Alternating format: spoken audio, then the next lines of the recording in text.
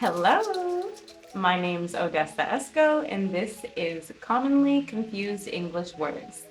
Today, we're talking about the two words near and close. These words are normally synonymous if you're talking about physical distances. They both mean a short distance. Now, unlike synonymous words, you do have to treat them differently. You can't just switch them. If you want to use a sentence using the word close, you have to use the word to. Close to blah, blah, blah. You'll never say a sentence like, I live near to the hospital. You would want to say, I live near the hospital. The same sentence using close, you do use to. I live close to the hospital. Isn't that handy? Here's another example. I am way too close to the camera. I'm not near the camera at all. Close has a second function in English. It means physical distance, but it's also used to talk about the intangible relationships we have.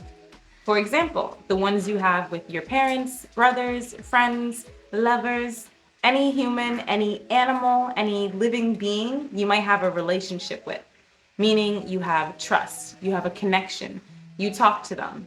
These types of relationships we describe by using the word close.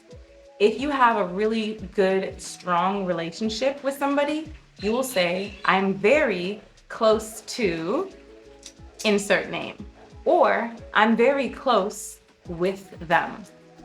In this case, you don't always need to use to when you use the word close when talking about intangible relationships. If you want to say the relationship is not strong or not good, you still use close, you just use it negatively. I am not close with her. We are not close anymore. That will tell people how strong or how weak your relationship when it's intangible. Your relationship with a physical object can be described as a distance. That's why you can use close or near when talking about physical relationships. This pen is near me. This pen is close to me. Now, of course, it's English, so there are exceptions. We do have a phrase where we use near to talk about intangible relationships. It will sound like this. Harry Potter is very near and dear to my heart. Now you can see in this sentence we say to my heart, and we also use the word near. Here we have a buffer, something in between the near and the to. It's the and dear part. If something is dear to you, it's very special, you have a personal connection to it.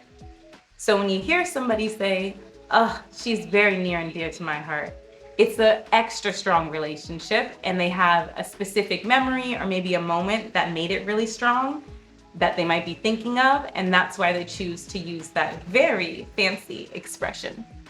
I hope I am very near and dear to all of your hearts, because that's all I have time for in this video. I'll see you next week. Stay cute. I almost forgot. Starting with this video, there will be a Google PDF you can now click on that is all of the commonly confused English written down for you with some more examples and some more tips. So watch the video if you're still confused or just want some more examples, or if you're just curious, click on the link in my banner and it will take you right to the Google Docs page. This is the first video I'm starting, so if you're looking for past videos, please just go to the video and ask me to put it onto the Google Doc. Otherwise, I will not be going back and doing all of the past videos, unfortunately. But moving forward, you will always be able to find the written explanation with more examples and more tips on the PDF. Don't forget to like, comment, and of course subscribe if you already aren't. Tell your friends, tell your boyfriends, tell your girlfriends, tell everybody.